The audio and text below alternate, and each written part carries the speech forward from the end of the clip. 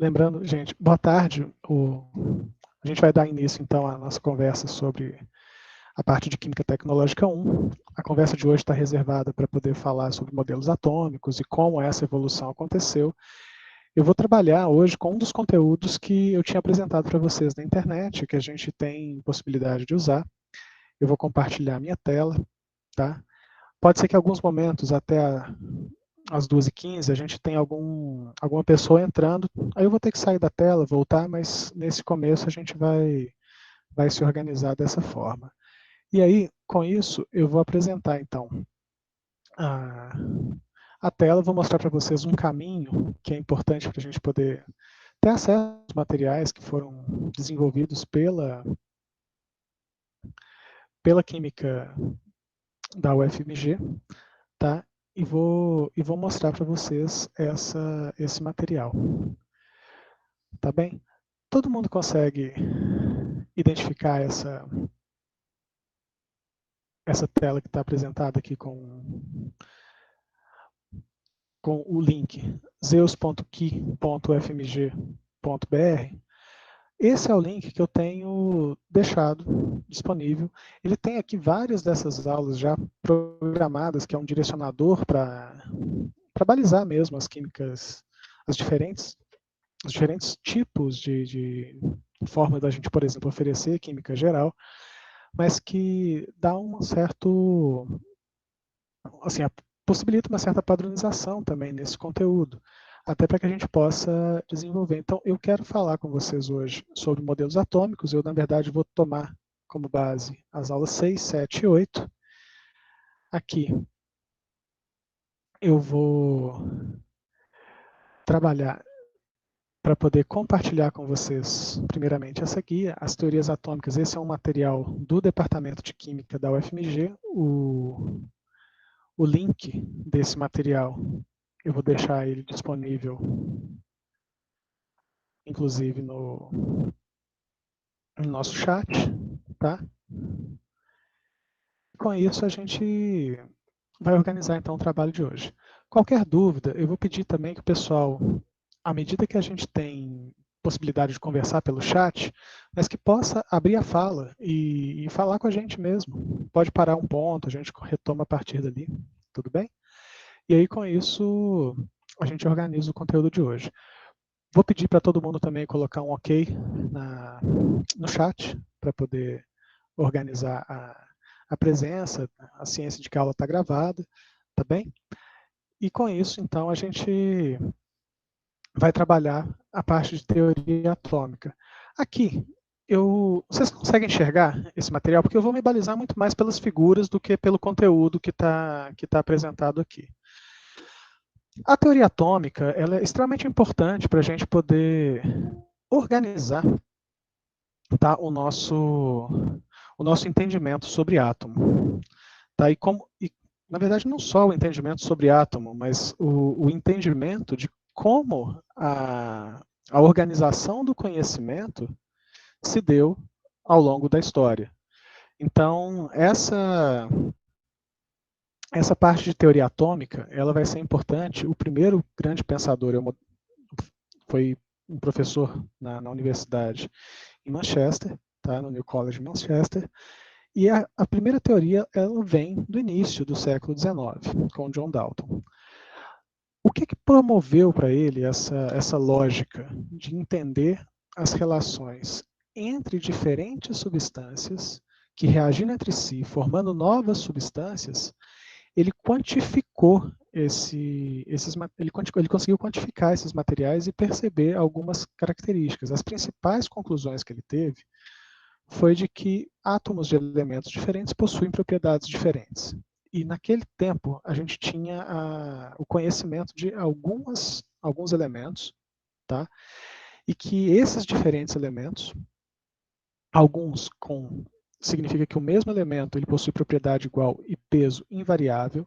Então significa que aquela quantidade de matéria de uma substância pura, tá? Ele mantém propriedades muito bem definidas. E aquele material, tá? Ele pode, na verdade, perceber também que um átomo de um determinado elemento, ele não se converte em outro átomo, mas ele pode, por meio de reação química, se transformar em outros elementos. As reações químicas e os átomos, tá, que são organizados tanto na condição de reagente quanto produto, os átomos eles permanecem inalterados, mas a reação química ela promove um rearranjo desses átomos, fazendo com que a gente tenha reorganização, muitas vezes, da massa envolvida. Mas a quantidade de massa que eu tenho na estrutura inicial é a mesma quantidade de massa que eu tenho na condição final. Eu estou chamando de condição inicial aquela condição que a gente entende hoje pelos reagentes, tá? Que vão passar por um processo químico, e esse processo químico reacional pode, inclusive, formar novos compostos. E esses compostos, eles têm proporções numéricas de átomos que estão relacionadas em proporções de números inteiros. Então, eu posso ter, por exemplo, proporção de 1 para 1. Um átomo de oxigênio interagindo com um átomo de nitrogênio. Eu vou ter o monóxido de nitrogênio. Eu posso ter um átomo de oxigênio, dois átomos de oxigênio interagindo com um átomo de carbono, formando, por exemplo, o CO2. Então, a organização mantém o elemento carbono, mantém o elemento oxigênio, mas eles se reorganizam. E com isso a gente consegue perceber essas proporções muito bem definidas entre esses elementos. Então, esse ponto, o peso total de um composto, tá? Eu vou chamar esse peso, mas a característica é de que a gente tenha massa, ele é igual à soma dos pesos atômicos, tá?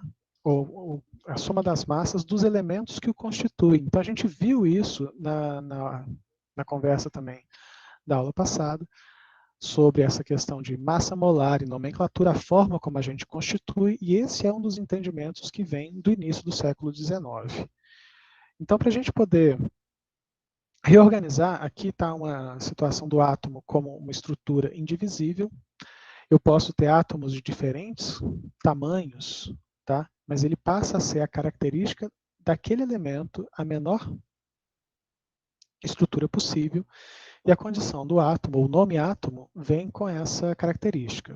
A ideia inicial era uma esfera maciça, impenetrável, indestrutível, indivisível, e a gente sabe hoje que esse é um conceito já que não atende, mas ele explica alguns dos entendimentos que a gente tem.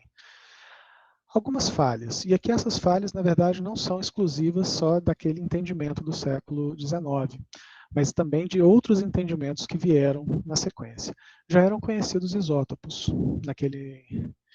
no século XIX já eram conhecidos alguns isótopos, então a existência desses isótopos, e para a gente relembrar, isótopo é o mesmo elemento, ele mantém o mesmo número atômico, mas ele difere em massa por causa da quantidade de nêutrons dentro do seu núcleo. O modelo de Dalton não tem núcleo atômico. Ele também não tem o que a gente entende hoje como elétrons. Então, quando esses átomos, essas relações que acontecem nas reações químicas, seja perda, ganho de elétron, nem o elétron era conhecido, nem orbitais e níveis de energia. Então, essa discussão, ela aumenta um pouco o nosso entendimento sobre átomo, mas isso vem sendo desenvolvido a partir do século XX.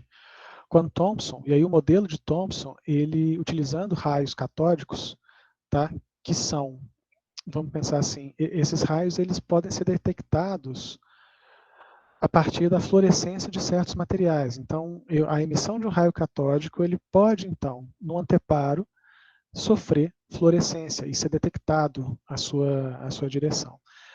E outro ponto importante é que esses raios catódicos eles podem também sofrer interferência de campos elétricos e magnéticos. Tá? E aí, com esse campo elétrico magnético tendo interferência nesse raio catódico, é como se ele pudesse, então, dependendo da sua carga, tá? Por exemplo, ele pode, então, desviar essa trajetória do raio.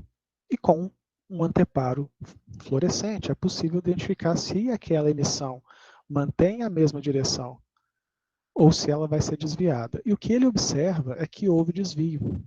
E houveram desvios com relações diferentes, porque Com isso, a percepção de Thomson é que essa razão entre a carga e a massa das partículas, tá, desses raios catódicos, era que a razão, por exemplo, de algumas cargas desviavam numa determinada condição e outras desviavam de outra forma. Então, assim, as partículas que eram capazes de desviar esses raios catódicos apresentavam, de alguma forma, carga. Então, a menor partícula da matéria apresentada por Dalton, ele tinha uma característica, então, de apresentar carga. E essa presença de carga traz a primeira indicação, por exemplo, que existiam cargas positivas e negativas. Então, associado ao modelo de Dalton, esse novo modelo proposto por Thomson, ele tinha partículas de cargas negativas, que a gente depois, isso mais tarde, reconheceu isso como elétrons, incrustados numa massa de carga positiva. E aí, a presença de carga dentro de um elétron, a presença de elétrons e prótons, que são essas cargas positivas e negativas, as positivas, os prótons, as negativas, os elétrons, presentes nos elementos, elas eram, então, elas nasciam como entendimento a partir do modelo de Thomson. Só que, ainda por um modelo organizado com essa característica de Dalton, associado à presença de cargas positivas e negativas, era conhecido também que essa estabilidade eletrostática, a interação entre cargas positivas e negativas, permitia, então, que a estabilidade daquele átomo contendo cargas positivas e negativas poderia ser uma coisa instável. Essa repulsão entre cargas de mesma característica, cargas positivas são repelidas, cargas negativas são entre si também se repelem, e aí a gente começa então a questionar algumas dessas características. Ainda era uma situação que não tinha uma característica bem definida sobre núcleo, não se dizia ainda a respeito de orbitais e níveis de energia, e esses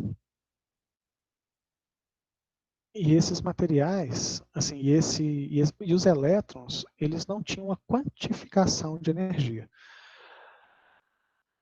Com essas falhas, houve então também no início do século XX, com Rutherford, que foi um físico e químico neozelandês, ele então começa a trabalhar a fissão de elementos radioativos, e aí na fissão do americio 241 em Neptúnio, ele percebe também a emissão de partículas alfa, que são partículas carregadas, elas estão apresentadas aqui, elas são caracterizadas por ter massa 4, tá? Então são 2 prótons e 2 nêutrons no seu núcleo atômico, o núcleo de hélio, sem esses 2 elétrons da sua camada de valência. Então, essa partícula alfa emitida pela fissão do americio, tá? Ele bombardeou. E aí, aqui apresenta bem o experimento dele. Aqui dentro eu tenho a fissão do americio. Essa partícula alfa é direcionada para uma lâmina muito fina de ouro, e aqui eu tenho um suporte capaz de detectar essas partículas alfa. Então, o que aconteceu? A maioria dessas partículas passava sem perceber a lâmina de ouro, mas algumas dessas partículas sofriam desvios, e outras eram desviadas, mas continuavam uma trajetória que atravessava a partícula de ouro, enquanto outras eram refletidas para trás dessa partícula de ouro. Então, com essa característica de reflexão e desvios, ele conseguiu perceber que a maioria dessas partículas alfa passava como se não houvesse essa lâmina de ouro. Qual que é o reflexo que foi o grande avanço científico naquele momento?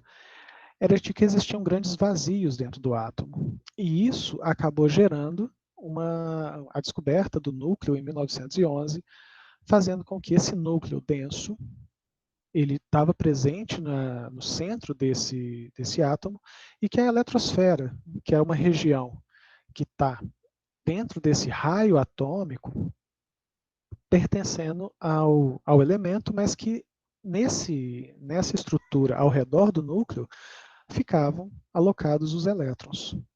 Então, esses elétrons, pensado como se fosse um sistema solar, eu tenho o núcleo como se fosse a estrela e os planetas ao redor sendo os elétrons. A questão é a diferença de raio, o raio atômico, tá?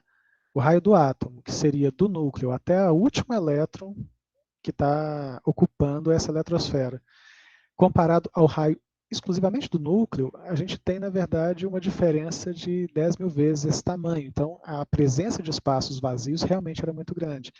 E esse sistema, que se assemelha a um sistema solar, ele passava, então, a ter uma característica importante. Quando a partícula alfa ela encontrava o núcleo atômico, ela era capaz de ser refletida, tá? Quando ela se chocava com esse núcleo atômico, mas quando ela passa próxima do núcleo atômico ou próxima dos elétrons, ela consegue ser desviada. Então você tem essas possibilidades que foram os desenvolvimentos de Rutherford, e a partir desse modelo proposto, ele também não consegue explicar a estabilidade do átomo com relação à eletrodinâmica clássica. Então, partículas carregadas em movimento, elas de alguma forma, elas emitem radiação, tá? E, portanto, se a gente for pensar, esse elétron deveria, teoricamente, vamos chamar de uma órbita circular, ele poderia, então, interagir com o núcleo, chegando a colapsar.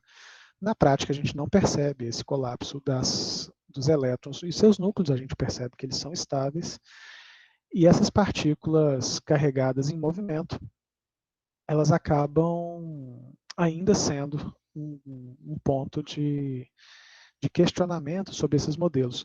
Mas no modelo de Rutherford, a gente tem a primeira percepção clara de que existe uma diferenciação entre núcleo e eletrosfera.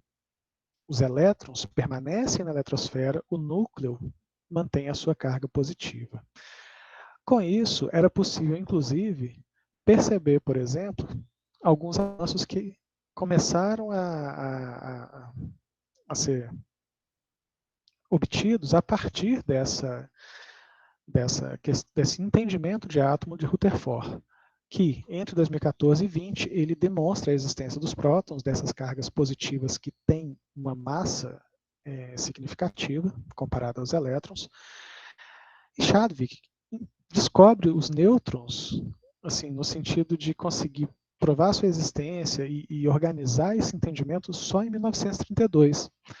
E aí, com isso, o núcleo atômico é, assim, dentro dele está presente tanto próton quanto nêutron, tá?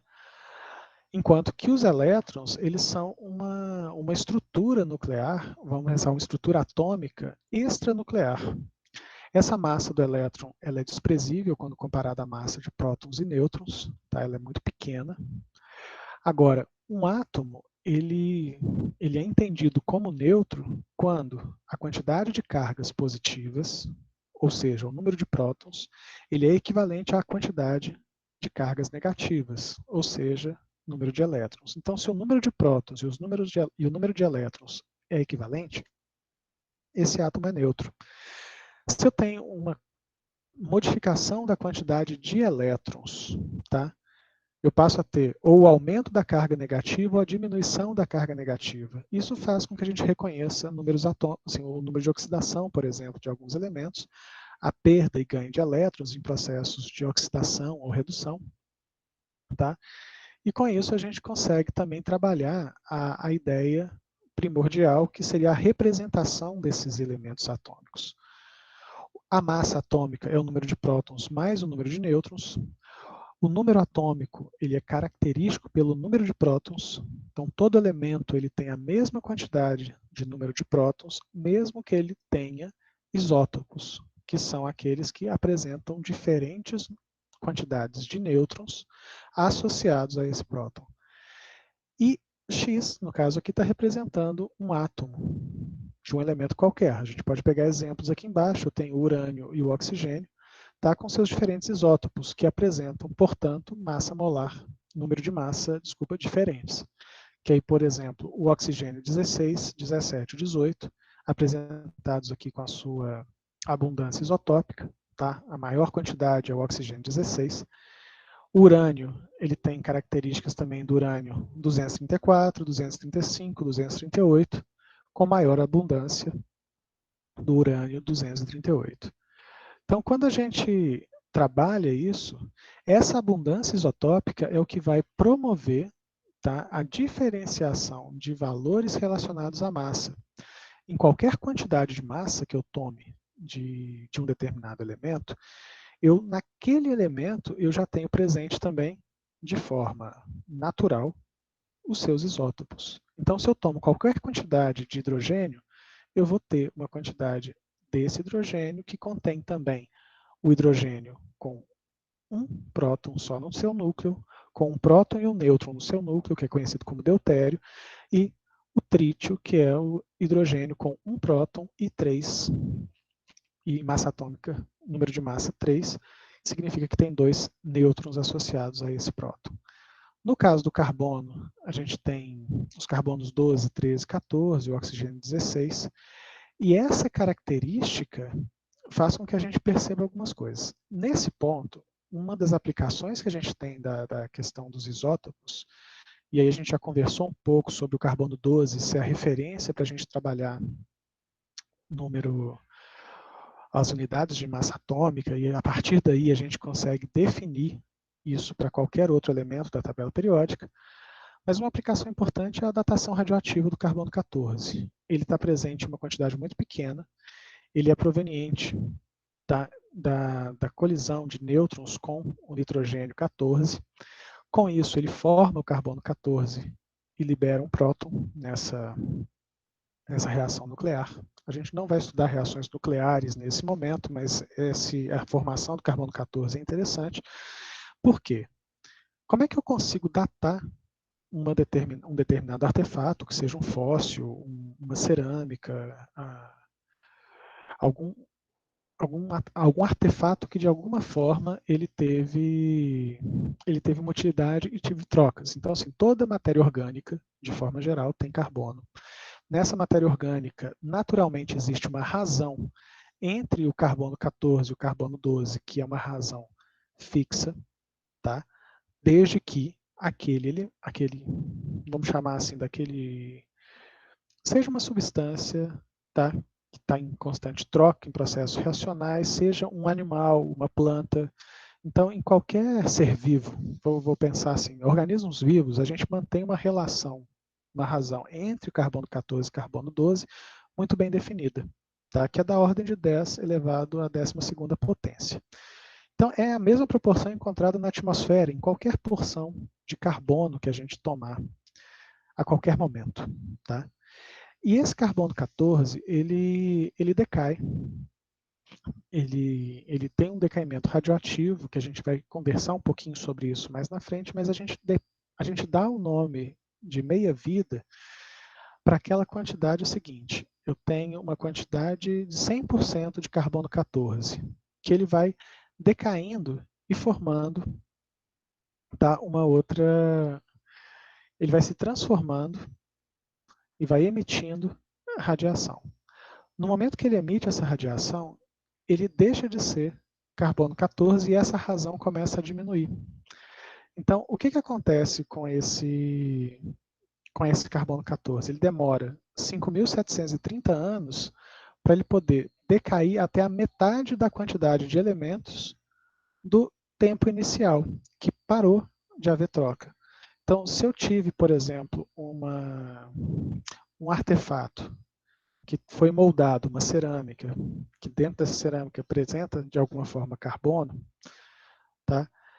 Eu consigo perceber que os elementos carbono que estão ali, com o passar do tempo, eles vão decair.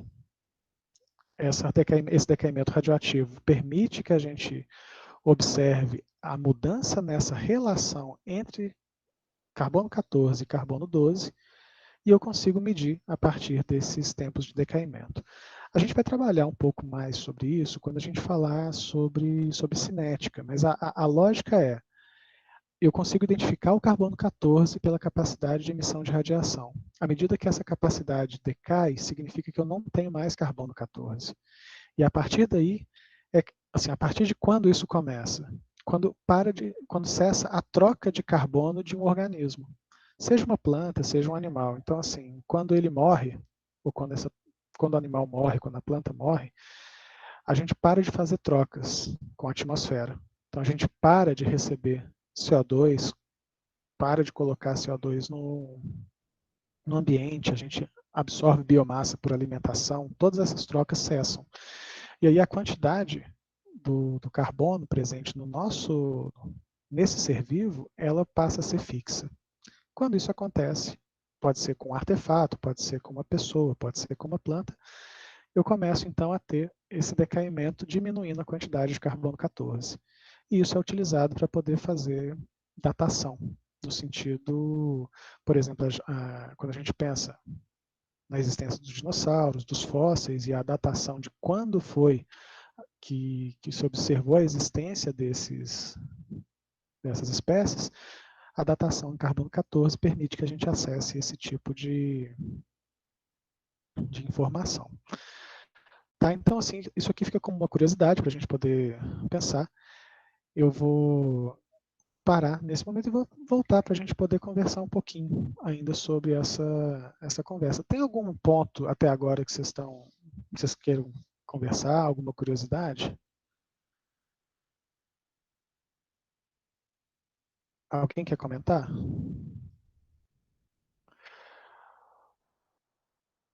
Porque senão eu vou voltar para e vou passar então para o segundo passo. Depois que a gente passa por esse entendimento do átomo que apresenta núcleo, que apresenta uma eletrosfera, que é essa região que está povoada de elétrons. Com isso, a gente começa também a organizar algumas outras informações importantes. Ainda nesses slides da UFMG, eu vou trazer ainda duas informações. Uma é uma continuidade ao modelo atômico de Bohr. Esse material ele começa a ter uma mudança importantíssima dentro do processo do entendimento do átomo, pensando assim, especialmente nas questões de estabilidade. O Niels Bohr, ele contribuiu, na verdade, para poder entender muito melhor essa questão da estrutura atômica. E aí, aqui, a gente começa a perceber que, eu vou pegar a ideia, tá? Que no átomo, os elétrons eles não emitem radiações ao permanecerem na mesma órbita. Então, eles não descrevem um movimento em espiral em direção do núcleo. Então, de alguma forma, essa movimentação dos elétrons e a forma como a gente entende essa estrutura pode parecer que essas leis que a gente tratava o processo de entendimento do átomo, por exemplo, a parte de eletrodinâmica, interações eletrostáticas, elas não cabiam para explicar essa estabilidade do átomo. De forma geral, precisava de uma nova organização desse entendimento. E essa organização, ela se dá pela relação, tá, da interação radiação-matéria. E para isso, a gente precisa entender um pouco essas relações, principalmente a questão da radiação eletromagnética. Então, para a gente poder entender essa relação, uma onda eletromagnética, tá? Ela pode ser descrita pelo seu comprimento de onda e pela sua amplitude, sua frequência. Então, a gente começa a trabalhar essas diferentes energias relacionadas à frequência. E aí, como é que a gente começa a trabalhar?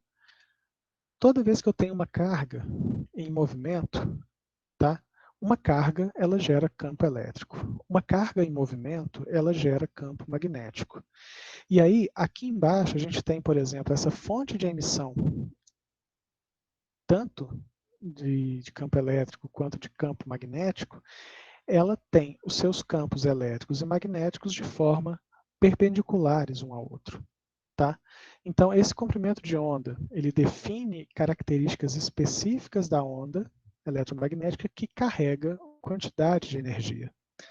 Então, o entendimento de que um elétron ele tem características relacionadas com radiação eletromagnética permitiram avanços assim muito grandes nesse entendimento do átomo. Então, o modelo de Bohr para o átomo de hidrogênio mostra um pouco dessas características. Quando a gente tem uma maior frequência, a gente tem um maior aumento de energia, tá? Isso também está relacionado, tá, com comprimentos de onda. E aí, aqui, a gente começa então a entender um pouco desse trabalho pelo espectro eletromagnético, que ele corresponde aos diferentes comprimentos de onda, se eu for medir esse lambda, que é a distância entre duas cristas ou entre dois vales. A gente pode pegar essa onda no momento que ela mantém a mesma característica, tá, de amplitude. Essa relação do espectro eletromagnético ele se divide, seja por comprimentos de onda ou frequências relacionadas. O crescimento no comprimento de onda leva a ondas de mais baixa energia. Tá? O aumento da frequência leva à formação, ou leva ao entendimento de radiações com mais alta energia. Dentro desse espectro, uma pequena faixa desse espectro eletromagnético é a região do visível, compreendida entre 400 e 700 nanômetros comprimento de onda. Então, essas forças eletromagnéticas, tá? Elas apresentam características semelhantes. Esse é o entendimento também de Maxwell. E aí, com isso, a gente tem uma organização importante, que, por exemplo, cada elemento ele consegue absorver energia e emitir energia em determinados comprimentos de onda. Então, essa quantização da energia, tá? Ele é uma organização do entendimento da quantização de energia de Planck, tá? Com a ideia do efeito fotoelétrico de Albert Einstein. Então, quando a gente tem uma descarga elétrica e isso passa por uma fenda, eu consigo separar essa energia e detectá-la, de forma que eu consigo perceber, então, que cada elemento químico apresenta linhas espectrais diferentes. Aqui são as linhas espectrais do sódio, aqui são as linhas do potássio. Então, essas características de ter linhas bem definidas significa, então, que a gente passa a interpretar que algumas características do átomo apresentam quantidades de energia eletromagnética muito bem definidas e que são exclusivas de cada um dos elementos. O que acontece, então, com esse entendimento do Planck?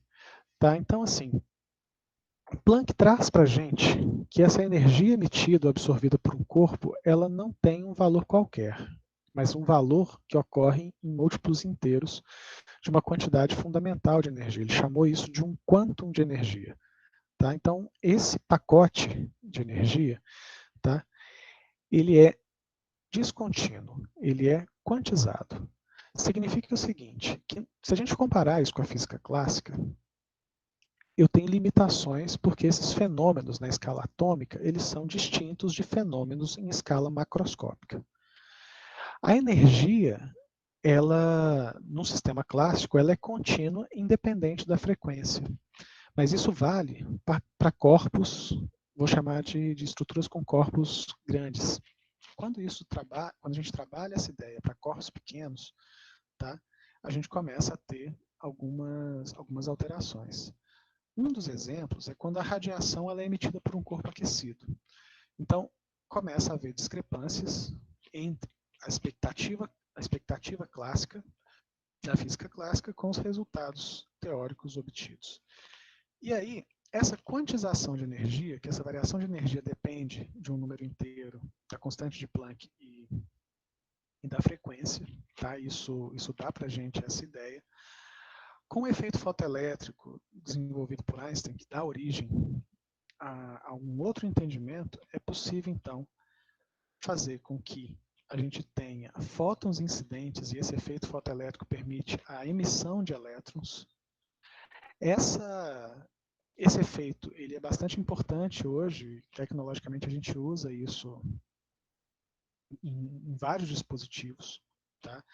Dentre eles acendimento automático, por exemplo, de lâmpadas, e em função, por exemplo, da presença ou não presença de luz.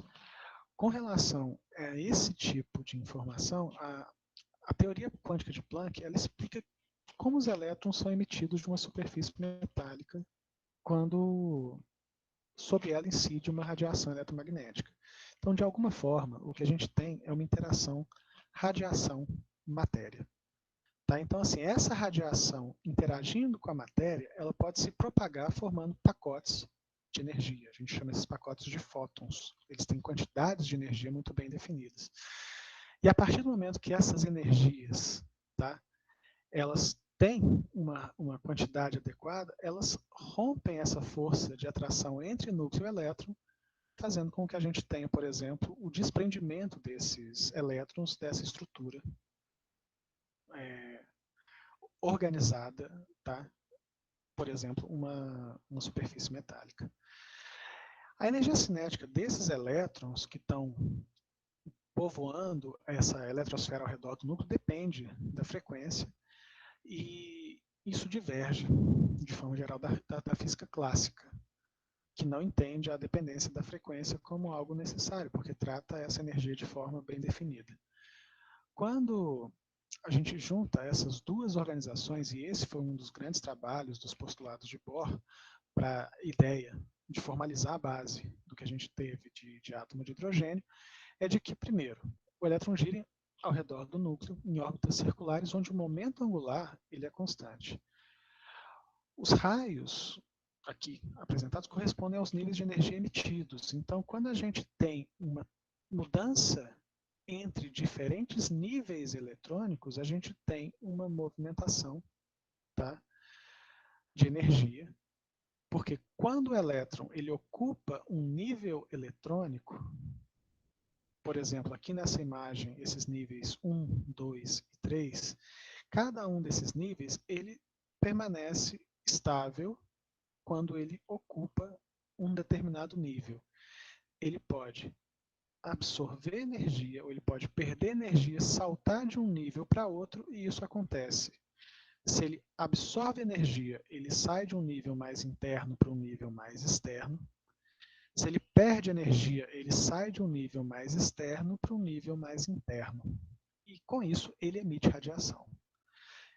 Significa então que se a gente tem uma órbita, e essa órbita estacionária de energia é como se fosse um sistema capaz de aprisionar o elétron, onde ele não mais emite energia, não mais emite radiação.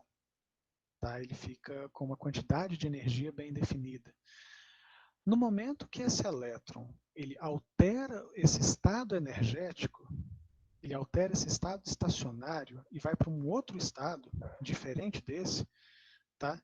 Ele pode, então, emitir ou ele vai, de alguma forma, emitir radiação ou ele vai poder absorver radiação para poder fazer com que essa transição entre estados aconteça. Essas energias permitidas por um elétron do hidrogênio são dadas por uma equação que depende da constante de Rydberg, tá? E depende da posição desses estados estacionários. Tá? E a gente dá a esses estados estacionários o nome de número quântico principal, que ele varia de 1 e ele vai estar de 1 até o infinito, onde infinito significa que aquele elétron ele deixou de fazer parte da eletrosfera de um determinado núcleo. Exemplo, o hidrogênio ele tem um próton e um elétron. Se eu dou energia para o hidrogênio, aquele elétron que está na primeira camada, tá? Porque o hidrogênio só tem uma camada com elétrons, ele tem outras camadas que não têm elétrons, eu posso dar uma energia para ele, dependendo dessa quantidade de energia, ele pode saltar para uma segunda camada. Mas isso não vai ser suficiente para poder, por exemplo, retirar o elétron do átomo de hidrogênio. Se eu parar de dar energia para o sistema, o hidrogênio o elétron da eletrosfera do hidrogênio, ele vai de novo voltar para a camada mais interna, que estava desocupada, e vai emitir uma quantidade de energia, que essa emissão de um fóton de energia, ele é definido, quantizado e exclusivo do átomo de hidrogênio. Assim como eu tenho outros átomos também apresentam suas primeiras camadas, segundas camadas, terceiras camadas, mas a quantidade de energia para poder retirar um elétron de um determinado nível energético e passar ele para outro nível, para cada um dos elementos, eu tenho interações diferentes entre núcleo e eletrosfera. Então, com isso, essa quantidade de energia emitida, ela é como se fosse uma impressão digital, tá? Uma impressão eletromagnética desse elemento. E a partir daí, a gente começa a perceber que o primeiro modelo atômico baseado em quantização de energia, ele surge com a ideia de Planck, com a ideia de que o efeito fotoelétrico permite essa relação da interação radiação-matéria, fazendo com que a gente tenha a energia sendo associada a uma partícula que contém massa, então massa sendo energia. E a teoria de Albert Einstein traz a teoria da relatividade, ela traz isso para a gente, tá? A possibilidade de trabalhar a ideia de massa e energia. O elétron passa a ser o primeiro objeto de estudo onde isso se organiza de forma muito coerente. Essa emissão de um fóton, isso vai acontecer com qualquer elemento, só que o tamanho desse pacote de energia vai ser diferente para cada um dos elementos. Tá? À medida que a gente tem a organização desse modelo, tá, de Niels Bohr, o que a gente começa a perceber é que existem níveis energéticos. Esses níveis a gente chama de estado fundamental. Eles são naturalmente ocupados com os elétrons que são pertencentes a cada um dos elementos e que, uma vez recebendo energia, esses elétrons podem ser excitados a estados de energia diferentes, tá? Que só são ocupados à medida que a gente mantém uma determinada quantidade de energia sobre esse elemento. No momento que a gente retira essa quantidade de energia, esse elétron que foi excitado, ele retorna de novo para esse estado. Ô Juan, o seu som está um pouco baixo. Você conseguiu acompanhar? Eu posso repetir. Melhorou? Melhorou, melhorou. Ok. Porque quando a gente trabalha essa ideia de estado fundamental e estado excitado, o estado fundamental é aquele estado onde os elétrons naturalmente vão ocupar. No momento que eu dou energia para o sistema, eu cedo energia para o sistema, ele absorve energia, esses elétrons podem, absorvendo essa energia, saltar para estados que a gente chama de estados excitados. Se eu der muita energia para esse elétron, ele vai ocupar estados excitados cada vez mais distantes do núcleo, até um determinado momento, quando ele ocupa um estado tão distante que, na prática, o que a gente observa é que ele não mais pertence ao núcleo daquele elemento. Esse é uma forma de entender, por exemplo, como que eu consigo? Vou pegar o átomo de hidrogênio, que é o mais simples para a gente poder compreender. Ele tem um próton e um elétron. Se eu der energia demais, ele vai se transformar no que a gente conhece como cátion H+. O que é o cátion H+? É o hidrogênio que perdeu um elétron.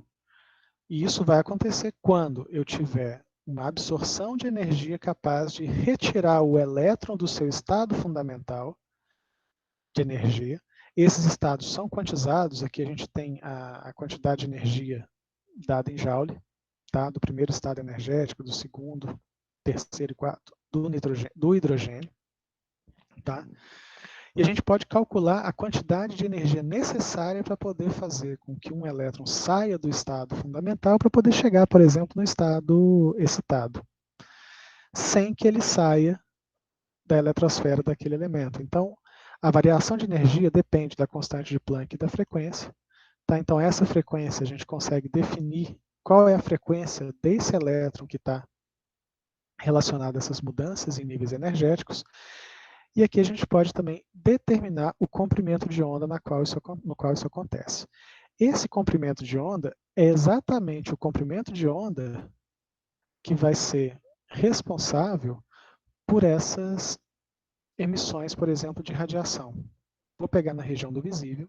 Essa série de espectros do átomo de hidrogênio, ele apresenta algumas raias. Essas raias são frequências com seus comprimentos de onda bem definido.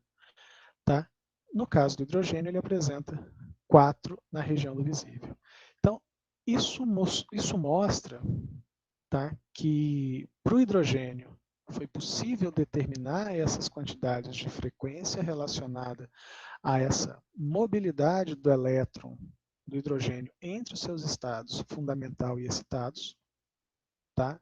Isso é quantizado porque isso não ocorre em outra energia que não uma radiação eletromagnética nos comprimentos de onda 656,5, 486, 434 e 410. Se eu fizer isso, qualquer átomo de hidrogênio, ele vai apresentar exatamente essa mesma frequência, esse mesmo comprimento de onda relacionado a essas energias de movimentação do elétron no átomo. Tá bem? Então, assim, é a primeira vez que a gente consegue, então, observar esse entendimento de que o elétron consegue absorver quantidades muito bem definidas de energia para poder saltar de um nível que a gente chama de fundamental para um nível excitado. Aí, eu vou parar nesse momento, eu vou voltar para a sala para a gente poder conversar, e eu queria saber de vocês. Vocês têm ideia aonde a gente usa isso hoje? Alguém tem alguma ideia?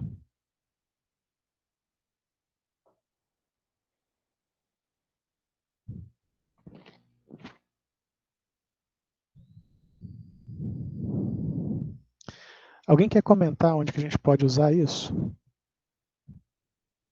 Por exemplo, na engenharia química, tem alguém aqui que tem pretensão de trabalhar em engenharia química já nesse momento? Já escolheu?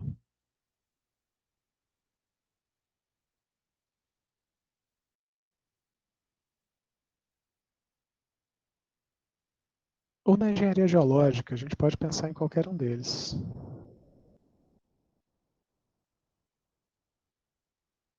Felipe, você tem ideia de onde isso se aplica? Porque parece muitas vezes que essa parte da teoria fica muito desassociada daquela questão prática.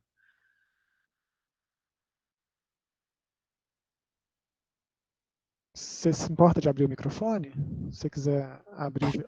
Na prática, fala no caso dos modelos atômicos ou da teoria de Bohr em si?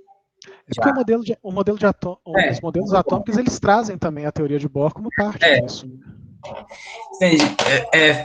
Para falar a verdade, essa questão já de eletrosfera, já não sei onde se aplica, não, em si. Vamos pensar uma coisa junto, para a gente poder tentar construir. Vamos imaginar uma coisa.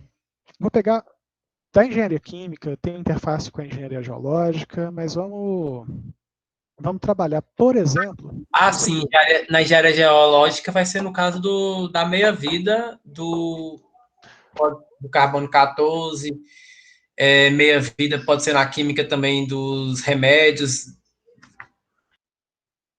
para cálculos dessas coisas, desse tipo, no caso.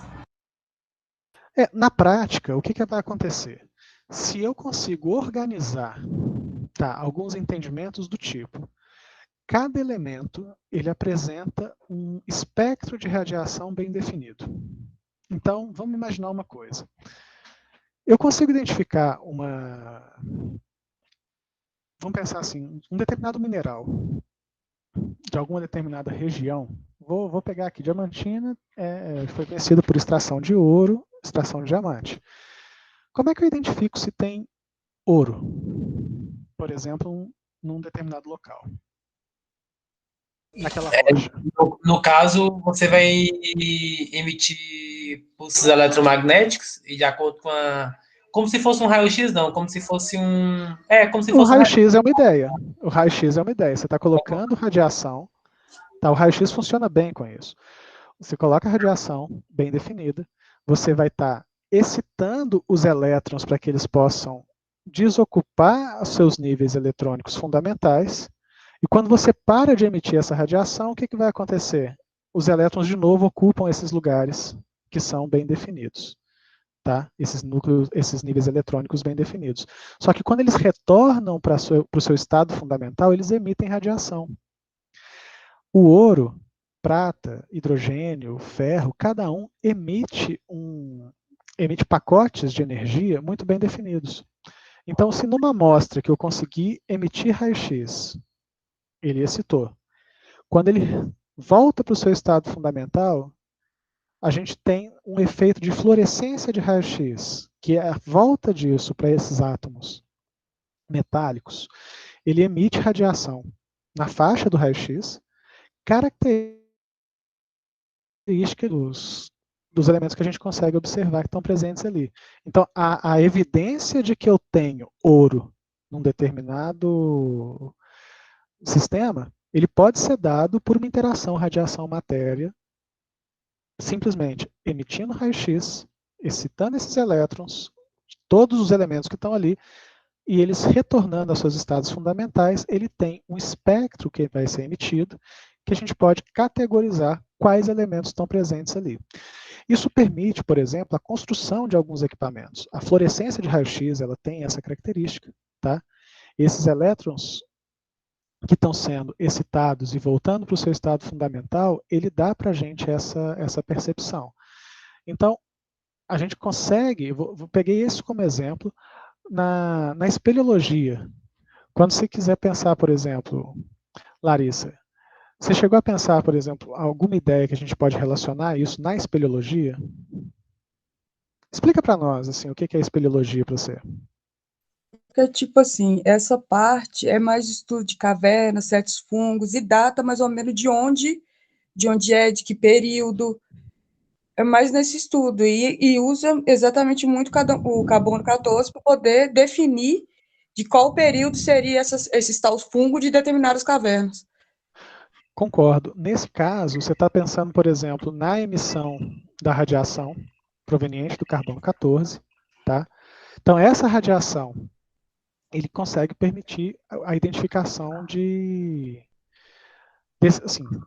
desses elementos, né, assim, desses artefatos. A gente pode pensar com fungos, com plantas, com o que for. Então, assim, essa relação é interessante, mas ela não é ela é um entendimento também proveniente da teoria atômica, mas relacionado à presença de isótopos e à possibilidade do decaimento radioativo.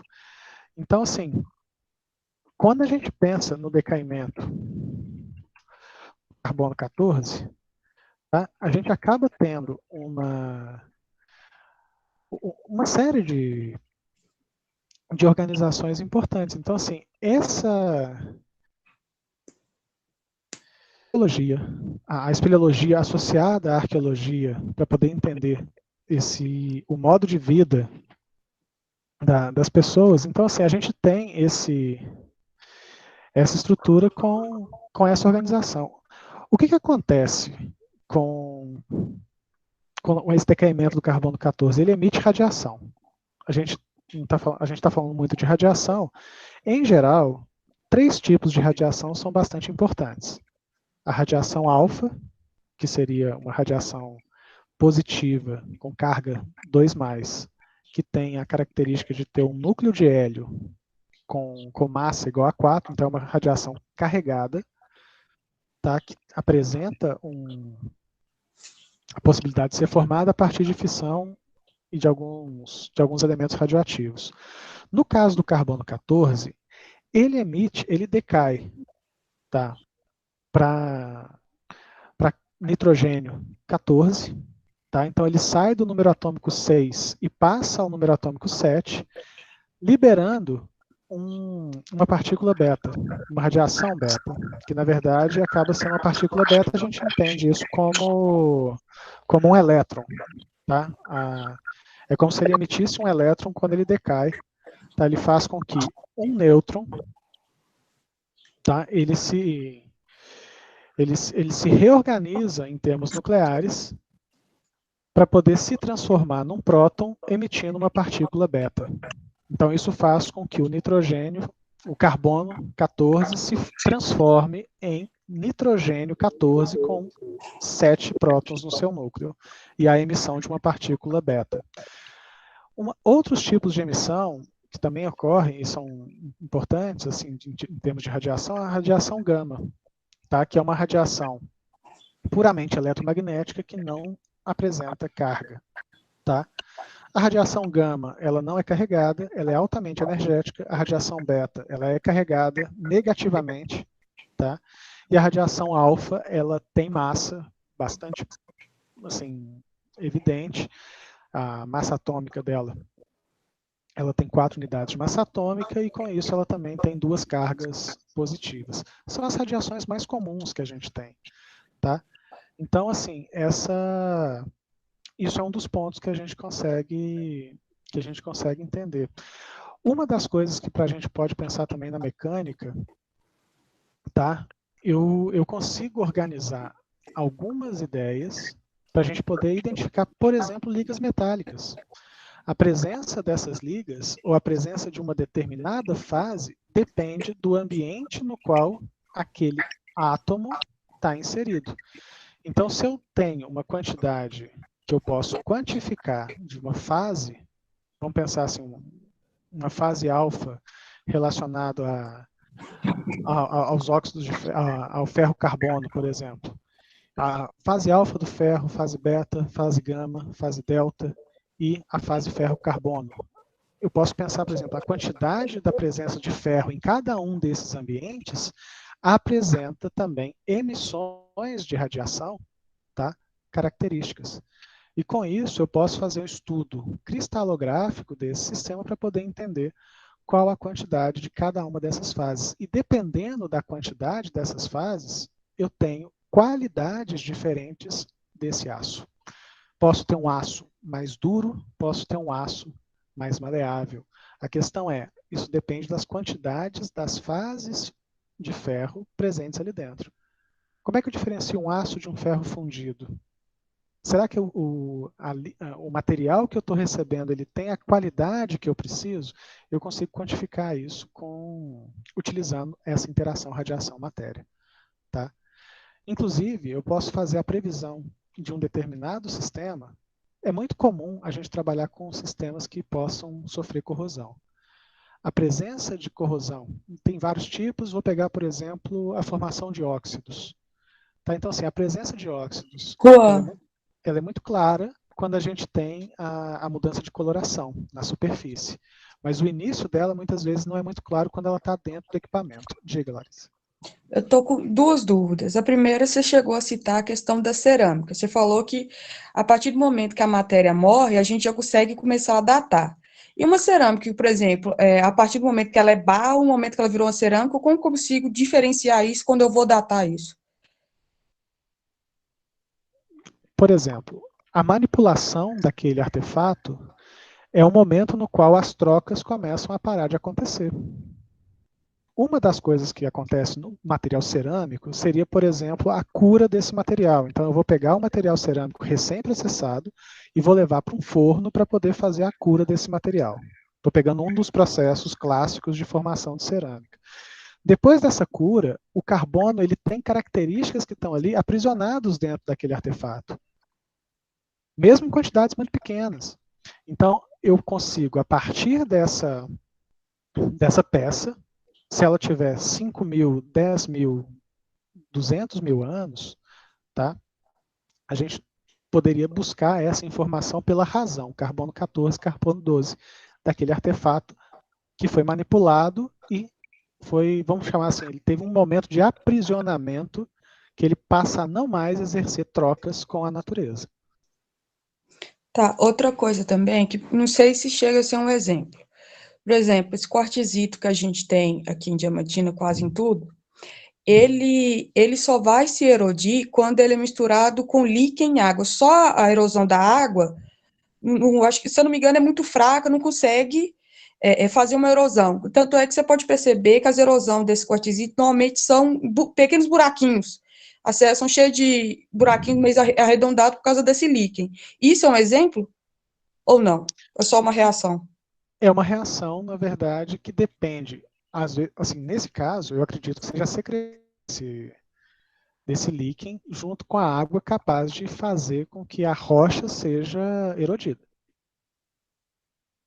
Então, existe um sistema que não é simplesmente um processo simbiótico que causa um processo corrosivo.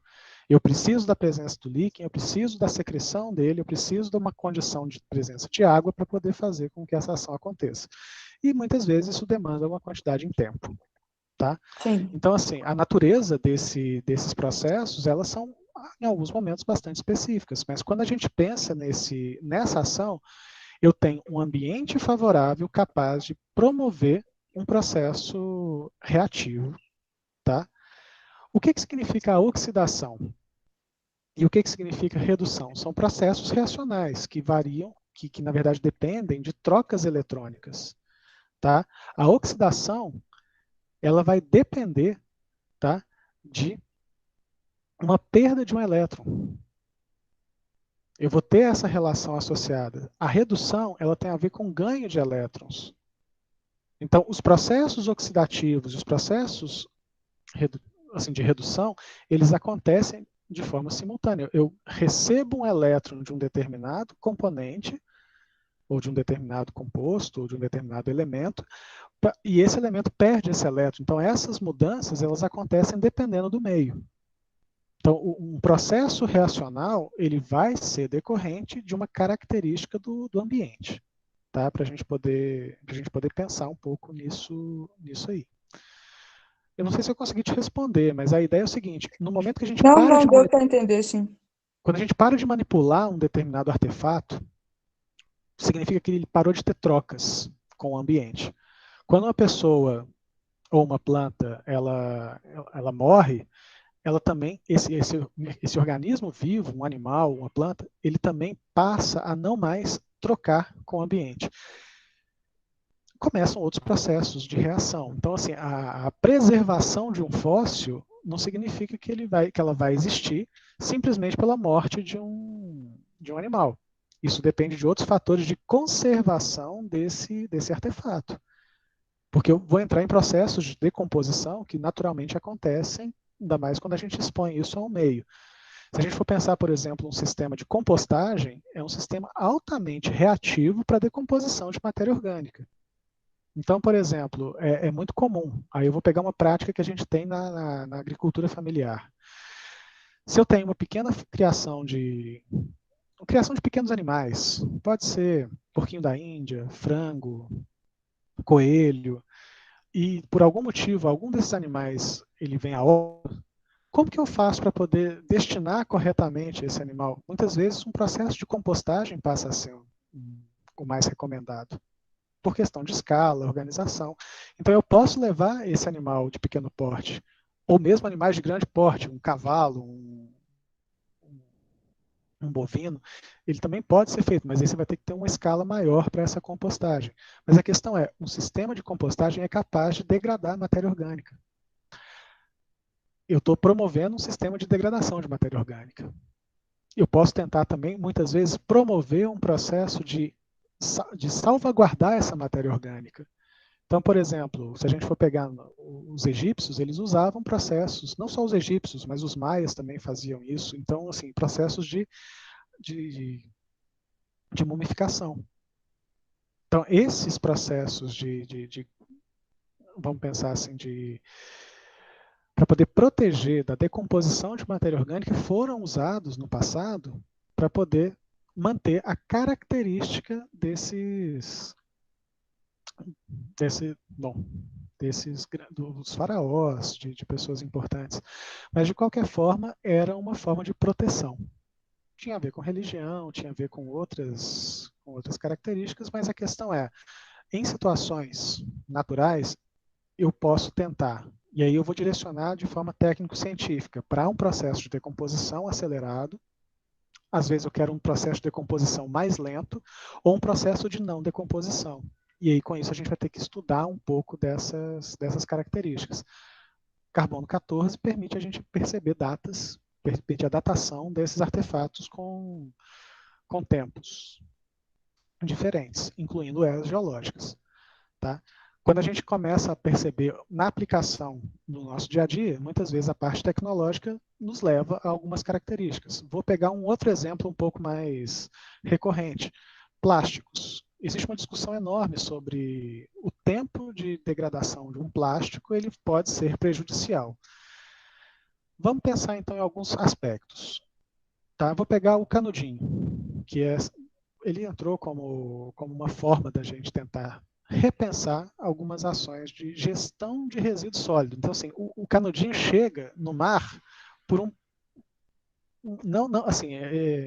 por uma forma de destinação não adequada do resíduo sólido no qual ele deveria ter sido tratado. Ele pode ser reciclado? Pode. Ele pode ser reciclado. Então, se ele fosse destinado para reciclagem, a gente teria algumas características. Aí algumas pessoas podem dizer o seguinte, tudo bem, mas ele é um produto que uma vez utilizado, ele entra em contato com matéria orgânica, o que dificulta a sua reciclagem. Ok, pode acontecer, mas ainda assim eu posso usar ele em quantidades menores, com outros produtos também de reciclagem, para poder fazer ali artefatos que podem ser de novo reorganizados. Tá? Então, essa é uma ideia.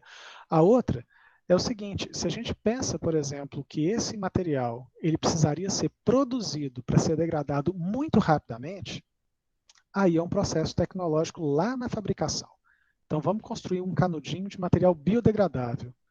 Por quê? Ele é de uso único, ele precisa ser utilizado uma vez só. A gente tem várias coisas de uso único, por exemplo, seringas na área hospitalar, a gente tem muita coisa que precisa ser de uso único, mas que ele poderia, por exemplo, se degradar facilmente em contato com solo ou água. Então, isso depende de tecnologia e de estudo. Então, abolir os canudinhos e vamos usar agora canudos de metal, que são laváveis. Tudo bem, a gente está trocando uma produção de uma coisa que é relativamente barata por algo que é mais caro, mais oneroso e que demanda uma quantidade em água para sua reutilização. Qual bem? Aí é o seguinte, qual que é a viabilidade dessas coisas? Então, assim, vale mais a pena a gente trabalhar um canudo biodegradável de baixo impacto com uma gestão de resíduo sólido associada? Pode ser, você mantém a característica do canudo, as pessoas ainda utilizam. Vou abolir o canudo da minha vida. Ótimo, podemos fazer isso também. Não preciso do canudo. Ok, não utilize. Mas algumas pessoas precisam do canudo, ou utilizam o canudo. Então é o seguinte, às vezes a gente começa a perceber, por exemplo, nessa relação, características de que o material precisa ter uma certa destinação e a gente pode prever esse processo através dessa construção. E aí, os processos reacionais associados estão vinculados a ele. Presença, por exemplo, de metal pesado no canudo é prejudicial à saúde? É. Como que eu identifico a presença de metal pesado? Posso voltar agora lá na teoria atômica para poder entender o quê? A presença de metais e diferentes elementos presentes numa substância podem ser determinados por interação radiação-matéria, por causa dos pacotes de energia que estão presentes em cada um dos elementos, quando, uma vez excitados e decaem para o seu estado fundamental, emitem esse pacote de energia, esse fóton. Tá? Ou esses fótons, porque eles emitem vários outros pacotes, mas que são característicos de cada elemento. Ali eu consigo ter um controle de qualidade, que é uma das utilizações desse tipo de entendimento. Tá claro até agora, gente? Porque é o seguinte, hoje em controle de qualidade é muito comum a gente utilizar essa relação de interação radiação-matéria para identificar a quantidade de alguns determinados elementos, ou mesmo a presença qualitativa deles em alguns sistemas. eu vou pegar a última parte da parte de teoria atômica para a gente poder avançar, e essa é a última parte. Deixa eu pegar aqui, que é o modelo quântico, e eu quero deixar isso para que vocês possam entender um pouquinho melhor essa relação. Eu vou pegar essa ideia dos modelos quânticos, que é essa aula 8 do Departamento de Química da UFMG, tá? E vou trazer para cá essa informação. Então, para a gente poder pensar esse modelo quântico, tá? Ele leva em consideração algumas propriedades ondulatórias do elétron. Significa que eu vou entender, eu vou interpretar o elétron como se ele fosse uma onda eletromagnética, que detém uma massa. Então, a partir dos entendimentos de Einstein, então, assim, o que ele demonstra que o efeito fotoelétrico pode demonstrar que a luz ela tem propriedades de onda, mas ela também tem características de partícula, porque com o efeito da incidência de radiação, eu posso gerar uma diferença de potencial, e isso leva à formação de uma corrente elétrica. Tá? Esse efeito, ele proporcionou hoje outras relações importantes, tais como a formação, por exemplo, de usinas fotovoltaicas. Podemos colocar isso como ideia. E aí, no início também do século XX, 1929, Louis de Broglie, ele traz essa lógica associando a massa do elétron, tá, que se move com uma velocidade definida, ela está associada a um comprimento de onda. Tá? Então, esse momento, tá, produto massa vezes velocidade é uma propriedade da partícula, enquanto o comprimento de onda é uma propriedade ondulatória. Então, quando a gente relaciona esses dois conceitos, tá, relacionando a massa a uma característica ondulatória, se tem alguns efeitos importantes, especialmente notados em estruturas atômicas, tá, em estruturas muito pequenas. Com isso, um dos principais pontos que são importantes nesse processo é o entendimento do princípio de incerteza de Heisenberg. Então, a escala de massa de partículas atômicas, elas não permitem que a gente defina, ou que a gente determine a posição e a direção do momento e a velocidade de forma simultânea. Então, momento e posição vão ser relações que, se uma vez eu conheço a posição, eu não conheço a velocidade, tá? A direção pela qual o elétron está se deslocando. Se eu conheço a direção na qual o elétron está se deslocando, eu não conheço mais a posição dele. Então, essa incerteza relacionada à posição e momento, ela traz para a gente uma relação de que, quando a gente trabalha esse entendimento, a gente começa, então, a determinar não uma... Vou tentar melhorar esse entendimento. É como se o nível de energia no qual o elétron está contido, ele não é simplesmente um ponto no espaço, mas ele é uma área, ele é um volume no espaço. Então, assim, existe uma probabilidade de encontrar o elétron, tá, dentro de uma determinada região. Mas se eu quiser trabalhar isso pontualmente, eu não consigo determinar posição e velocidade. Mas eu consigo determinar que ele está contido dentro de uma determinada região do espaço, tá? Ele tem a probabilidade de ocupar aquela região do espaço com uma determinada quantidade de energia. E aí, com esse entendimento, a descrição do átomo de hidrogênio pela equação de Schreier, ele mostra que ele consegue quantificar, tá? Ele consegue equacionar, na verdade, com relação a esses termos onda e partícula. E essa resolução da equação traz para a gente as ideias do que a gente conhece como funções de onda. Essas funções, elas fornecem o contorno de uma região do espaço que a gente passa a interpretar e a entender como um orbital eletrônico. Tá? E aí, em termos matemáticos e estatísticos, essa função de onda ao quadrado, ela demonstra uma determinada região do espaço, tá? É uma densidade eletrônica de uma área na qual aquele elétron está contido para um determinado átomo. Então, esses comportamentos, tá, do elétron no átomo, ele é mais bem descrito como se fosse uma onda estacionária. Então, determinadas essas funções de ondas, existem essas funções que são permitidas para um determinado elétron, porque ele vai estar contido numa região do espaço. Tá? Cada função de onda é associada a um valor permitido do elétron, um valor permitido de energia para o elétron. E aí o que acontece?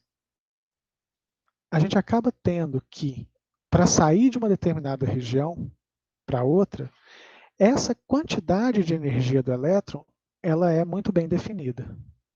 E aí, essa função de onda que descreve o elétron, ela permite que, quando a gente trabalha matematicamente com o quadrado dessa função de onda, a gente começa a perceber uma região do espaço, que a gente vai chamar de densidade eletrônica, para poder interpretar como que a gente consegue identificar aonde esse elétron pode estar contido. Isso vai dar ideia, um pouco mais para frente, do que a gente conhece como os orbitais. Tá bom? Então, assim, essa região do espaço que tem a probabilidade, que existe a probabilidade de se encontrar um elétron com uma quantidade de energia bem definida, é chamada de orbital. E aí, para resolver essa equação de Schroeder, ele associa o número quântico principal, ele vem da ideia de Bohr, que são os níveis eletrônicos, primeira camada, segunda camada, terceira camada, e a gente passa a ter outros números quânticos, que é o número quântico principal, o número quântico secundário e o momento, que fazem parte dessa equação matemática para a gente poder trabalhar. Eu vou descrever cada um desses números quânticos para a gente poder interpretar qual é a característica energética de cada um dos elétrons presentes em cada um dos elementos atômicos que a gente tem. Então, o número quântico principal, ele vai definir as camadas da eletrosfera. Então, a primeira camada, segunda, terceira. Então, ele é o fator primário para determinar a energia do elétron. Ele define o tamanho de um orbital quanto maior for o N. Por exemplo, eu posso ter um orbital na primeira camada, eu vou ter um orbital na segunda camada, esse orbital da segunda camada ele vai tomar um tamanho maior. Tá? E elétrons com o mesmo valor de N ocupam o mesmo nível eletrônico. Então, eu tenho sempre a possibilidade de ter mais do que um elétron no nível eletrônico. Mas eu tenho uma quantidade finita desses elétrons e é muito bem organizado dependendo da estrutura da estrutura eletrônica que a gente vai conformar agora para cada um desses elementos. Eu vou trazer como alguns exemplos depois. O número quântico de momento angular, que é o L, ele acaba tendo a possibilidade de ter as relações entre números inteiros tais quais eu tenho n menos 1. Então ele pode assumir valores tais como 0, 1, 2, 3. O valor do L, ele caracteriza uma subcamada. Tá? Então, assim, eu tenho o número principal, vou chamar o n, por exemplo, n igual a 1. Se o n é igual a 1, significa, então, que o valor do número quântico de momento angular vai ser 1 menos 1, que é igual a 0. Significa que na primeira camada eu só consigo ter um orbital tipo S. Tá? E aí, com isso, os valores correspondentes desses orbitais dependem da camada que vai estar relacionado ou que vai estar posicionado esse elétron. Então, por exemplo, na camada 3, no nível eletrônico 3, 3 menos 1, eu posso ter, então, 2 como valor de L. Então, eu tenho orbitais do tipo D, tenho orbitais do tipo P e orbitais do tipo S presentes na terceira camada. Tá? À medida que eu aumento a quantidade de camadas, eu aumento a possibilidade de orbitais e dessas subcamadas serem agrupadas. O número quântico magnético, ele tem características de ter relação com essa subcamada, tá? E ele vai ter posições que são estados de energia que são equivalentes, tá? Estados degenerados de energia, que apresentam a característica de que o valor ou o número dessas subcamadas, dessas orientações espaciais dos orbitais, tá? Que aí tem uma relação no espaço para essa organização, ele depende de 2L mais 1. Então, por exemplo, se o L for 0, tá? Eu vou ter 2 vezes 0, 1. Eu só tenho uma orientação espacial, que é a orientação esférica. Se o L for igual a 1, eu tenho 2 mais 1, eu tenho 3 orientações possíveis para esse orbital. Tá? Então, assim, para orbitais do tipo S, eu só tenho uma orientação. Para orbitais do tipo P, eu tenho 3 orientações. Para os orbitais nível D, 5 orientações. E F, eu tenho 7 orientações. Então, com essa ideia, o último número quântico é um número quântico magnético de spin. E ele só pode ter características do tipo mais meio e menos meio. E isso é característico porque um elétron ele pode girar num sentido horário ou no sentido anti-horário. Tá? Então, esse movimento, esse número quântico magnético depende dessa forma na qual o elétron pode se posicionar dentro de uma determinada subcamada. Então, para poder ocupar essa subcamada, eu preciso perceber também que só é possível que 2 elétrons são possíveis de serem ocupados um mesmo nível energético, tá? Considerando essas subcamadas, tal que todos esses elétrons, ou cada elétron presente em qualquer elemento, ele sempre vai apresentar um conjunto único desses 4 números quânticos. Eu posso ter ele ocupando exatamente o mesmo lugar, mas o número quântico assim, de spin, tá? Ele acaba tendo então a possibilidade de ter mais meio e menos meio. Ele tem a característica de ser diferente por causa desse ponto. E, uma vez ocupado aquele nível energético, tá? Eu não tenho mais a possibilidade de ocupá-lo. O elétron vai tentar ocupar outro nível energético. E sempre quando a gente vai percebendo essa questão dos elétrons presentes ao redor da eletrosfera, eles vão sempre ocupar aqueles níveis de mais baixa energia. E à medida que eles vão sendo ocupados, os outros elétrons vão ocupando os níveis de mais alta energia até finalizar a quantidade de elétrons presentes. De uma forma geral, esse quadro ele mostra os números quânticos principal, secundário, os subníveis de energia, os valores de ml e os valores possíveis desses orbitais. Então, quando eu tenho a primeira camada, tá, como está aqui, eu só consigo ter orbitais do tipo S. Então, se a gente for pensar na segunda camada, eu já consigo ter orbitais tanto do tipo S quanto do tipo P. Terceira camada, S, P e D. E na quarta camada, S, P, D e F. Então, como que a gente consegue observar isso? Se a gente for pensar nos níveis de energia, considerando a estrutura de um determinado átomo, é como se eu tivesse orbitais S da primeira camada, orbitais S da segunda camada, que tem uma quantidade, um nível de energia para ser ocupado, com características diferentes da primeira menores do que a terceira. À medida que eu vou aumentando esses níveis, a gente começa então a perceber que a forma como esses elétrons se organizam na eletrosfera, ele depende da ocupação primeira daqueles níveis energéticos mais estáveis. Então, o primeiro elétron vai ocupar a primeira camada, o segundo elétron também vai ocupar a primeira camada, e isso completa a primeira camada. A partir do terceiro elétron, ele só consegue ser capaz de ocupar a segunda camada.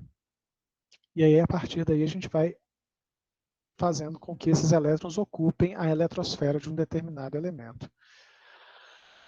Os orbitais S, tá, ele apresenta um formato esférico, tá, e à medida que esse N aumenta, esses orbitais S vão ficando cada vez maiores. E eles apresentam algumas características importantes em relação a essas estruturas no espaço. Tá? Ele apresenta como se fossem nós radiais, e eu vou mostrar para vocês um pouco na figura que vai vir na sequência, para a gente poder interpretar melhor essa relação. Mas esse nó é onde a gente não tem a probabilidade de encontrar esse elétron. Tá? E esse nó é onde a função de onda ela toma um valor de zero. Para um orbital S, o número de nós é equivalente a n-1. Se eu for pegar aqui em termos gráficos, o que eu tenho? Aqui é a função de onda que mostra para nós a probabilidade de encontrar um elétron. Então eu tenho aqui, do núcleo atômico até o raio atômico, tá? Até o final do raio atômico, aqui eu tenho n igual a 1 e L igual a 0, eu tenho essa característica de ser esférico para o orbital 1s. Para o orbital 2s, o que acontece é, eu tenho a probabilidade de encontrar ele nessa área central, desde o núcleo atômico até esse nó, onde aqui eu não tenho a probabilidade de encontrar esse elétron, mas nessa segunda região esférica eu passo até a probabilidade de encontrar esse nó. De encontrar esse elétron. Na terceira camada, tá? Eu já tenho a possibilidade de encontrar tanto aqui, próximo ao núcleo, entre o primeiro e o segundo nó, e após o terceiro nó, até a finalização do raio atômico. Nota que o seguinte, à medida que o número de camadas aumenta, aumenta também o raio atômico. Tá? Quando a gente pensa isso aqui de uma forma gráfica, a gente consegue organizar esse entendimento aqui num plano 2D. Está bem feito uma vista por cima, se a gente for pensar no eixo XY. Eu tenho aqui a probabilidade de encontrar na primeira camada o elétron.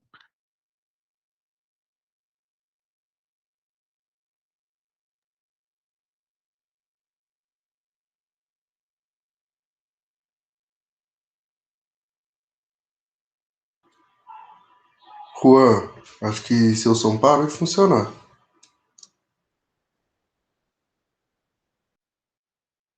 Parou mesmo. Eu achei que tinha sido o meu computador, mas alguém falou aí, ou dele mesmo.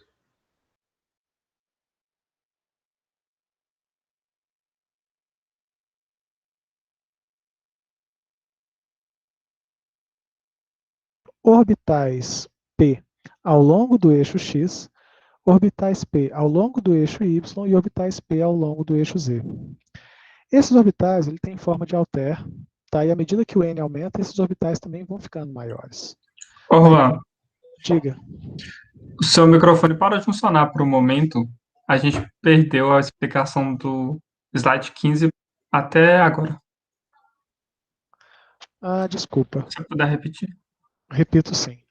O slide 15 é esse aqui. Isso. Ok. Retomando, existe a estrutura esférica de um orbital S, na primeira camada, ele tem a característica de ter a probabilidade de encontrar o elétron desde o núcleo até o raio, no qual ele vai configurar o final desse orbital. Se ele tiver energia suficiente para poder extrapolar esse raio, ele vai saltar de um orbital, vamos pensar assim, do orbital 1s para um outro orbital diferente. Quando eu tenho orbitais na segunda camada, que também são orbitais S, ele apresenta uma característica diferente, ele apresenta a característica de ter essa região esférica próxima ao núcleo, a presença do que a gente chama de um nó, que seria uma região onde eu não tenho a probabilidade de encontrar esse elétron, é uma região esférica. Depois dessa região esférica, eu tenho uma outra região esférica onde eu consigo perceber a presença desse elétron 2s. Tá? Na terceira camada, começa a ter a presença de 2 nós. Na quarta camada, eu teria 3 nós. Se eu for verificar isso aqui em 2 dimensões, eu teria essas imagens aqui como apresentadas em C, para a gente poder perceber isso como se fosse um corte da seção transversal no eixo Z, e aí eu tenho a visão de x e y nesse processo. Então eu tenho aqui o orbital da coluna, o primeiro é o orbital da coluna, orbital 1s, o segundo é o orbital 2s e o terceiro é o orbital 3s. À medida que o n aumenta, eu também tenho o aumento desses orbitais, tá? O 1s ele é menor do que o 2s, que é menor do que o 3s. À medida que o n aumenta, esses orbitais também aumentam. Os orbitais p, eles têm a característica de ter uma forma de alter. E eles são organizados, tá? Eles se localizam ao longo dos eixos x, y e z de um sistema cartesiano. Então, essas letras, elas correspondem aos valores permitidos por ml, que são 3. Lembra quando a gente colocou a questão do ml, vai ser 2n mais 1? Então, existem 3 valores, ou 3 posições possíveis, para que a gente possa ter a presença desses orbitais p. Os valores de ml menos 1, 0 e mais 1 correspondem aos 3 orbitais px, py e pz. Enquanto o n aumenta, eles também têm orbitais p que ficam maiores. E todos esses orbitais p, ele tem esse plano nodal, que seria aquele ponto onde eu não tenho probabilidade de encontrar o elétron, ele passa pelo núcleo atômico.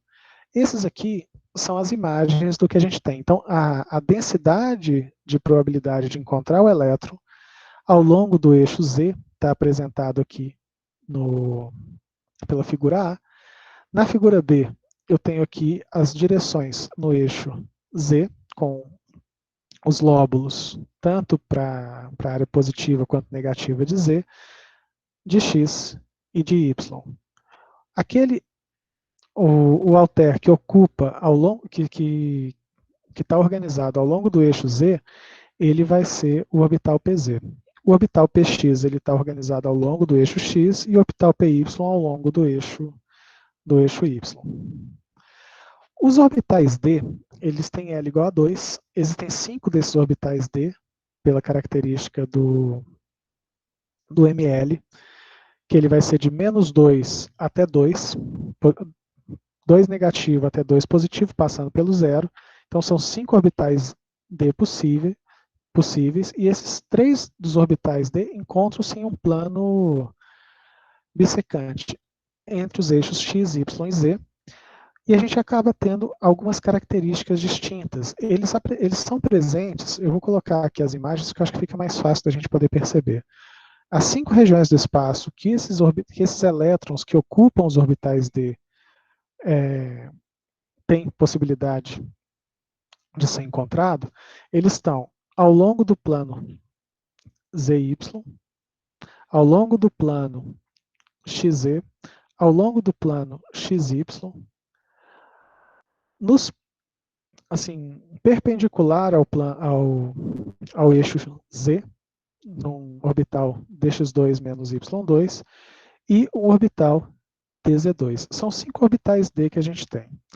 A gente não tem uma estrutura bem definida para os orbitais F, tá? que é aceita para a gente poder trabalhar. E aí, com isso, essa relação de spin, ela é uma característica de que o elétron, ele pode exercer uma relação ele vai exercer, na verdade,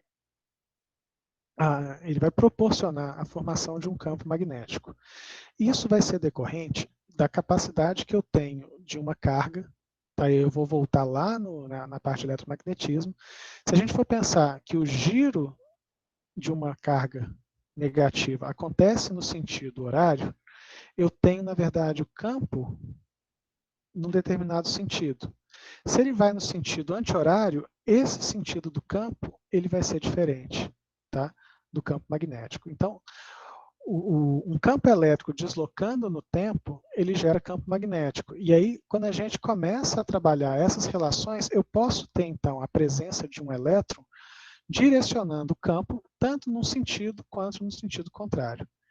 E a presença desses campos magnéticos tá, dentro de um determinado orbital faz com que eu tenha a possibilidade de que a presença de diferentes elétrons associados podem apresentar uma mesma direção de um campo magnético.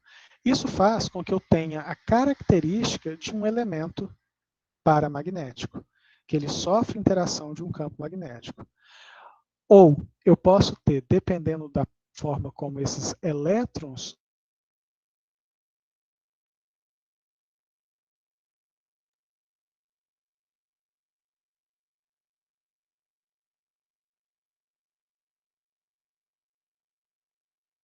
Travou só pra mim mesmo?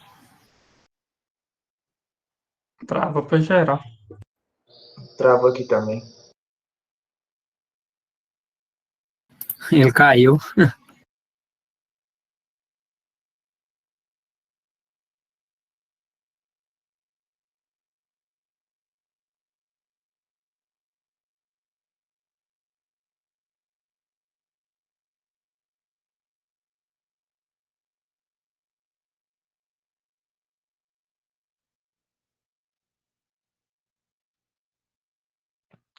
Ô, gente, eu caí e voltei. Nós paramos aonde?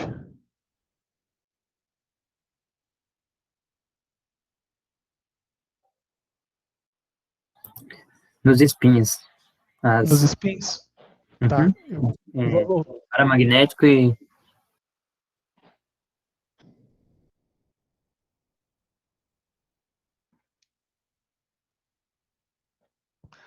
Bom, então só para a gente poder trabalhar essa última parte, se eu tenho os spins num determinado sentido, tá?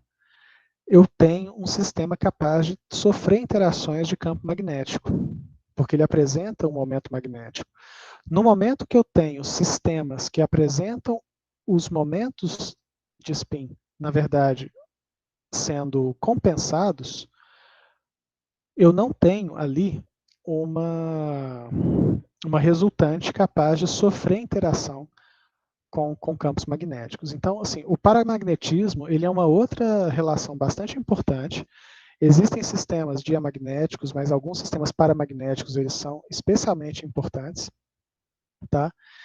E a gente consegue organizar essas informações a partir desses sistemas para que a gente possa entender o comportamento deles frente às características, as características macro que algum determinado elemento apresenta. Bom, com isso, eu vou parar essa apresentação e a gente volta para poder conversar também. Eu queria, na verdade, essa última parte, ela é uma parte um pouco mais densa, então eu gostaria que vocês pudessem, de alguma forma, se aprofundar nessa leitura. Então, assim, a ideia agora de modelos atômicos, inclusive a questão do resumo, é para poder justamente trazer essas informações até o modelo atual. De forma geral, desde Dalton até o modelo atual, o que a gente percebe é que a gente não tem uma configuração visual de um átomo, como o modelo atual, muito bem definida.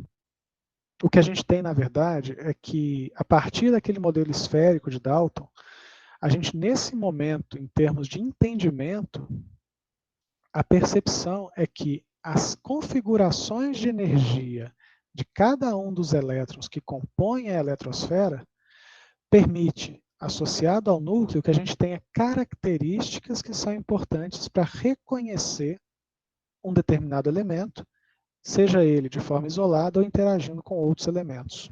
Tá? É como se eu tivesse uma nuvem, uma densidade de probabilidade do elétron de ocupar um espaço, e esse espaço, de forma isolada, ele é bem definido. A partir do momento que um outro elétron com uma outra densidade, um outro elemento com vários outros elétrons com uma densidade de carga eletrônica, tá, e níveis ocupados, começa a interagir com esse elétron, com esses elétrons desse outro elemento, para poder formar ligações químicas, o que a gente tem, na verdade, é o quê? Uma reorganização energética para a formação e reorganização desses elementos, formando o que a gente conhece como compostos iônicos, quando essa reorganização captura um elétron daquele elemento menos eletronegativo através daquele mais eletronegativo, formando cátions e ânions. Eu posso ter que essa nuvem se reorganiza em uma região do espaço de compartilhamento, numa ligação, por exemplo, covalente. E com isso a gente começa a trabalhar essas relações. Então, nesse momento, o que eu espero? Que a gente consiga entender um pouco melhor que, numa interação entre diferentes elementos, essa interação se dá exclusivamente pelos seus elétrons. E, principalmente, pelas relações dos seus elétrons da última camada. A gente dá o nome de camada de valência. A nossa próxima conversa, eu quero trabalhar com características relacionadas, tá, com a configuração eletrônica desses elementos. E a gente vai aprofundar um pouquinho nisso, trabalhar um pouquinho de número quântico, para poder entender o seguinte: cada elétron presente em cada elemento tem uma característica energética. E essa característica energética, nós estamos falando do seu estado fundamental. Tá? E com isso eu consigo ter a distribuição desses elétrons e eu consigo entender quantos estão na última camada que são capazes de promover interações entre outros elementos. Tá? Então são esses os pontos que eu queria trazer na conversa de hoje. Ela é uma aula mais, assim, é uma aula teórica, mas que precisa de uma leitura complementar, no sentido de que tudo aquilo que a gente conversou aqui, é importante que vocês busquem algumas referências. Esse material que eu coloquei aqui hoje, os slides estão disponíveis também no site do Departamento de Química da UFMG, e eu queria deixar eles de uma forma complementar também, para que vocês possam consultar. Como a aula está gravada, eu vou colocar essa aula também no YouTube para poder deixar ela disponível. Então, se vocês tiverem alguma dúvida, pode recorrer à aula gravada, ou então entre em contato comigo também para a gente poder organizar e tirar essas dúvidas. Tá bem, pessoal? Mas assim, de forma bem direta, o que é um átomo hoje? São energias relacionadas a elétron e núcleo. Então, é esses estados diferentes de energia que vão dar para a gente entendimentos de que, a partir de um elemento, eu tenho outros elementos associados e esse sistema complexo depende dessas interações entre os diferentes níveis eletrônicos de cada elemento. E a partir daí a gente vai construindo esses processos reacionais de mudança de elétrons e de elementos na formação de novos compostos em processos de reação química. Tá claro, gente? Esse é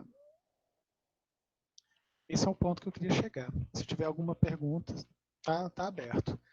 Se não tiver pergunta, eu vou pedir que o pessoal dê um ok no chat para a gente poder só ir finalizando também. E aí eu vou finalizar a gravação da aula de hoje, mas eu ainda permaneço para poder responder algumas perguntas. Tá bem? Se tiver uma pergunta, fiquem à vontade. Tá? Se não, um grande abraço e uma ótima tarde a todos. E a gente retoma na nossa próxima aula.